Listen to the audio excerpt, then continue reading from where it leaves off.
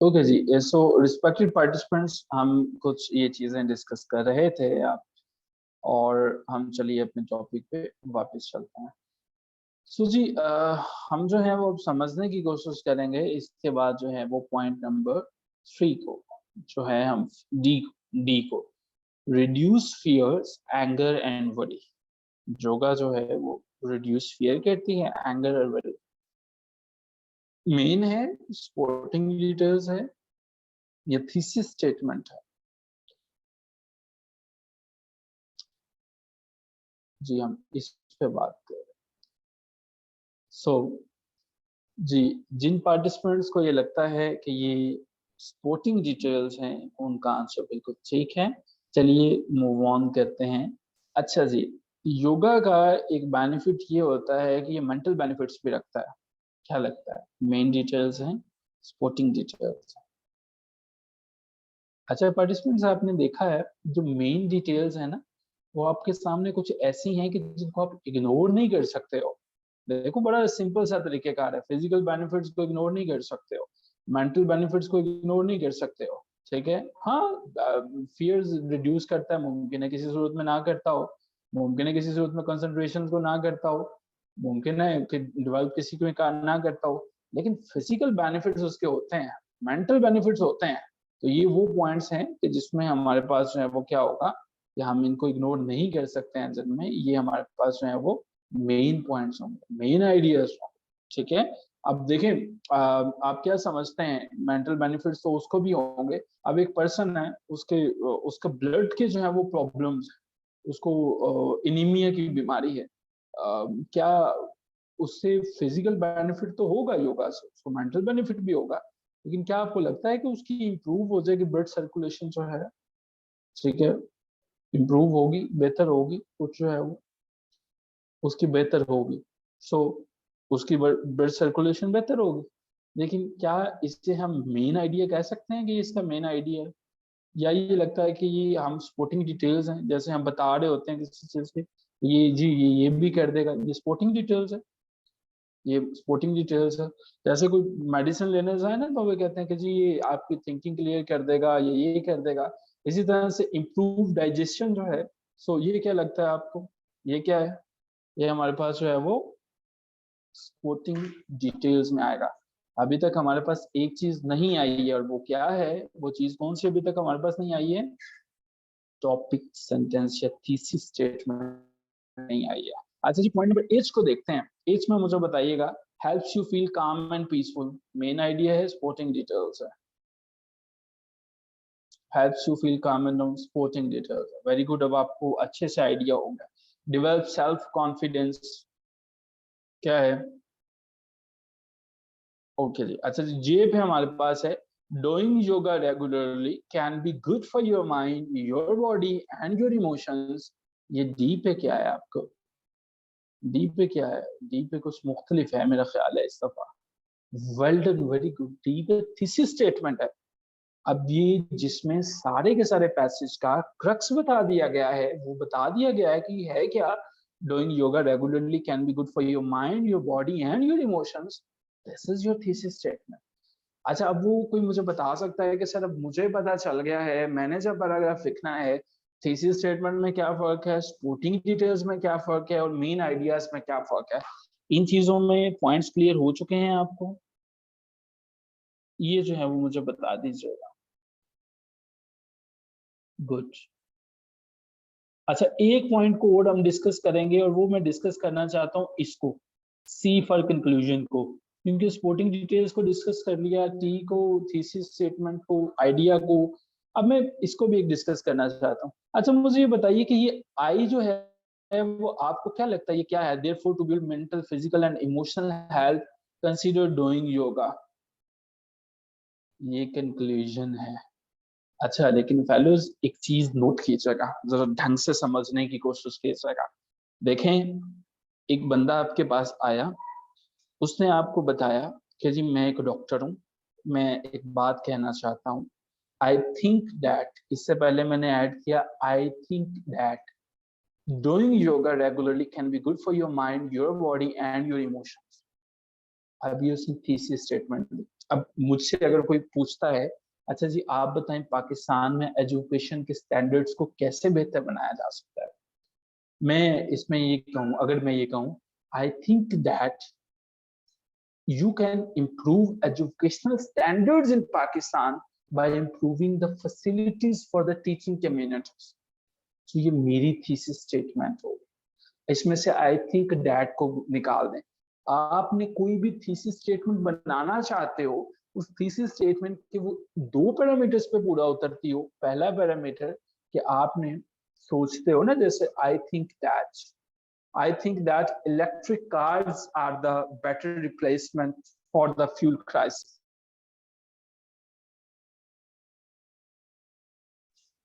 So ये हमारी thesis statement है, लेकिन जो थीसिस स्टेटमेंट और कंक्लूजन के दरमियान एक लिंक मौजूद होना चाहिए, और वो लिंक मौजूद क्या होगा, वो लिंक इनके अंदर जो है वो मौजूद होगा in the form of words, कि वो कंक्लूजन आपको नजर आना चाहिए। चलिए आगे मूव ऑन करते हैं। Okay ji, arrange the ideas in exercise 3 into an outline, compare your finished outline with a partner। अच्छा जल्दी से, अगर आप ये सारी की सारी लाइनें आपके सामने हैं, करना सिर्फ ये है कि क्या आप बता सकते हैं पहली लाइन जो है वो क्या होगी। अच्छा हमने इसको काफी लाल पीला कर दिया है, मैं इसको खत्म कर देता हूँ, ये इसके ऊपर जो लाइनें काफी लगी हुई हैं। ओके जी, अच्छा पहला, अगर आपको एक आउटलाइन बनानी पड़े तो इसमें से पहला पॉइंट जो है वो कौन सा आप लेंगे? पहला पॉइंट जो आपको लगता है कि ये वाला पॉइंट जो है वो इसका बड़ा वैलिड है, मेरा ख्याल है कि मेरी आउटलाइन इससे जो है वो शुरू होगी। वेरी गुड, जिनका आंसर जे है, doing yoga regularly can be good for your mind, ये है अच्छा जो है वो। दूसरा पॉइंट इसका जो है वो क्या होगा रिस्पेक्टेड फेलोज, दूसरा पॉइंट क्या होगा? दूसरा पॉइंट आपको इसमें क्या लगता है? दूसरा पॉइंट इसमें क्या होगा? दूसरा पॉइंट इसमें आई थिंक के, अच्छा जी बाकी सब भी देख लेते हैं। अच्छा जी ठीक है, सुभान का भी आ गया, महमूना के भी आंसर्स आ गए, ठीक है। अच्छा जी अभी ना हमें थीसिस स्टेटमेंट के बाद मेन पॉइंट्स आना होता है, सो हम ना सबसे पहले जाएंगे, फिर मेन आइडिया लेंगे मेंटल बेनिफिट्स का, ठीक है जी। मेंटल बेनिफिट ये मेन आइडिया होगा। अब दूसरे नंबर पे हमारे पास ये आ गया, ठीक है। अब हम अगर थोड़ा सा नीचे देख लें तो वो ये है, जिसमें पहले नंबर पे यहाँ पे हमने थीसिस स्टेटमेंट पुट कर दी, और दूसरे नंबर पे हमने क्या किया, मेंटल बेनिफिट्स को पुट कर दिया यहाँ पे, मेंटल बेनिफिट्स को। अच्छा मेंटल बेनिफिट्स के बाद A and B, mental benefits में आप क्या दो सपोर्टिंग डिटेल्स ढूंढ सकते हैं जो मेंटल बेनिफिट्स से रिलेटेड है? दो।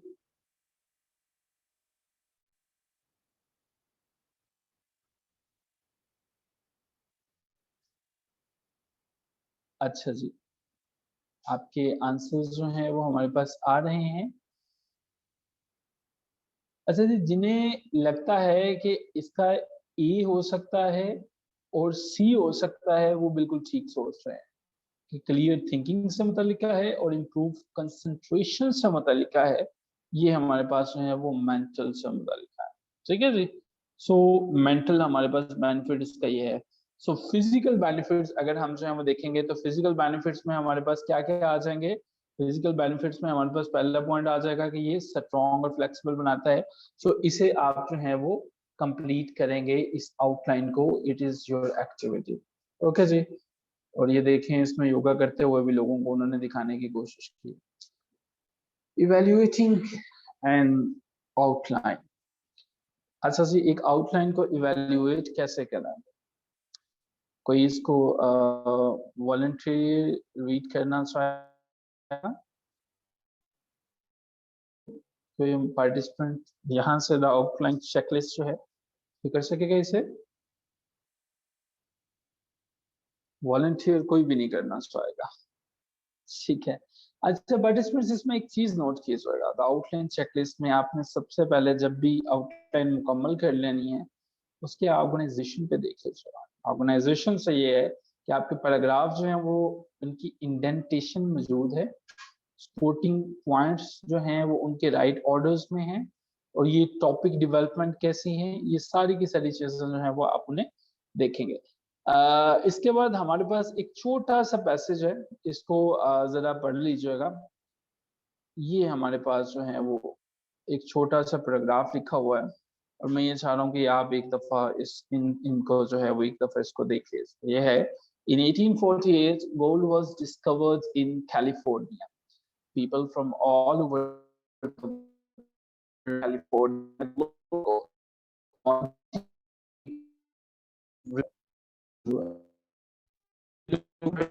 डन लिखने में कि जिसको ये रीडिंग हो गई है मुतल्लिका है।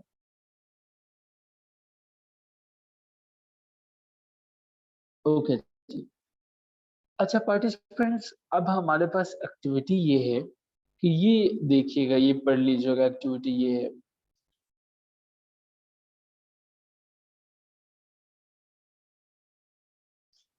ये जो एक्टिविटी है इसमें देखना है कि ये जो आउटलाइन है, क्या इसकी ऑर्गेनाइजेशन ठीक है, क्या इसमें स्पोर्टिंग लाइंस ठीक लिखी हुई हैं, क्या इसमें टॉपिक डेवलपमेंट ठीक है, कहीं ऐसा तो नहीं है पॉइंट बी वाला जो है वो जगह पॉइंट सी पे आनी चाहिए थी। तो ये कुछ इस तरह से हमने इसको ऑब्जर्व करना है। चलिए, ये पहला जो है वो पॉइंट है, the California gold rush change San Francisco in ways that we can still see today. So क्या आपके ख्याल में पहली जो लाइन है ये ठीक है, ये थीसिस स्टेटमेंट है, या आपके ख्याल में इसको कहीं और होना चाहिए था? ये आउटलाइन आपको एक जो है वो बताइए। जी, नईम साहब को लगता है कि ये ठीक नहीं है। नईम साहब आप बताएंगे कि इसको किस तरह से ठीक होना चाहिए था? हमने आपका माइक ओपन किया। सर ये थीसिस स्टेटमेंट इधर आएगी तो इधर सिर्फ यही जिक्र आएगा कि गोल्ड रश क्या चीज है और पूरी दुनिया को इसने कैसे अट्रैक्ट किया है। ठीक है। अच्छा नईम साहब, इसमें ना हमारे पास ये जो आउटलाइन दी हुई है अभी, इनमें से आपने फिर लाइन बतानी है कि क्या इसकी जगह यही लाइन आनी चाहिए थी या कोई और लाइन आनी चाहिए थी नीचे से। अगर क्या आपको लगता है कि ये थीसिस स्टेटमेंट नहीं है तो कोई और लाइन इसमें है जो थीसिस स्टेटमेंट है? और बाकी पार्टिसिपेंट्स को क्या लगता है? ये तो नईम साहब ने अपना आइडिया जो है शेयर किया। नईम साहब आपका बहुत शुक्रिया जी। इनके अलावा जो है आप देखें कि क्या आपको लगता है कि यही थीसिस स्टेटमेंट है, यही होनी चाहिए थी, या इस लाइन को चेंज होना चाहिए? मेरा ख्याल है कि ये इसकी थीसिस स्टेटमेंट है, ये ठीक है, ये यहीं पे होनी चाहिए थी, मुझे ये लगता है। क्योंकि और मुझे कोई रीजनेबल जो है वो लाइन नहीं मिलती, और इसमें उसने बताया कि California gold change San Francisco in the way that we can still see today. तो ये जो है वो ठीक है, नईम साहब ने भी इसको एक्नॉलेज कर दिया जी। थैंक यू नईम साहब। अच्छा जी, अब देखिएगा हमारे पास जो है नेक्स्ट, चलिए यहाँ पे आपको क्या लगता है कि जो पॉइंट ए है इसके अंदर जो है वो 1848 gold was discovered near San Francisco. The US president tells the country there is a gold in California. क्या आपके ख्याल में ये ठीक है पॉइंट्स दोनों? पैराग्राफ दोबारा देख लीजिएगा। ठीक से मुराद ये है कि इनकी ऑर्गेनाइजेशन में कोई मसला तो नहीं है, इनकी ऑर्गेनाइजेशन में भी कोई मसला नहीं है।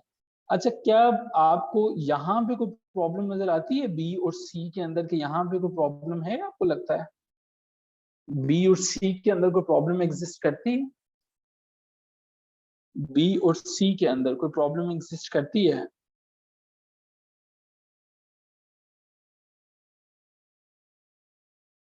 And what is that, Memuna? Very good, Subhan Ali. Very good. Well done, Subhan. Very good. Sequence का मसला है। 1849 पहले आना चाहिए था, 1864 बाद में आना चाहिए था। ये सीक्वेंस का मसला है, ये सीक्वेंस का मसला है। वेरी गुड, वेल डन सुभान, आपने बिल्कुल सीखा। सीक्वेंस गलत है इसमें जो है वो। ठीक है जी। अच्छा जी। अच्छा, एक और चीज नोट कीजिएगा, ये है आपके पास point number 3, point effects on San Francisco today.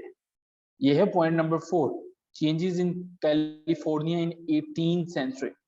इन दोनों में कोई प्रॉब्लम नजर आती है? ये ठीक है, आपको क्या लगता है? आपको क्या लगता है, ये दोनों ठीक हैं, या आपको ये लगता है कि इफेक्ट्स हमेशा बाद में आते हैं, चेंजेस पहले आने चाहिए? यहाँ पे भी हमारे पास सीक्वेंस का मसला है, प्रॉब्लम है हमारे पास सीक्वेंस की, तो ये आपने कभी नहीं करनी है। ठीक है जी। एक सीक्वेंस को देखना है, बाकी इसको जो है वो आप खुद से देखेंगे इन एक्टिविटीज को।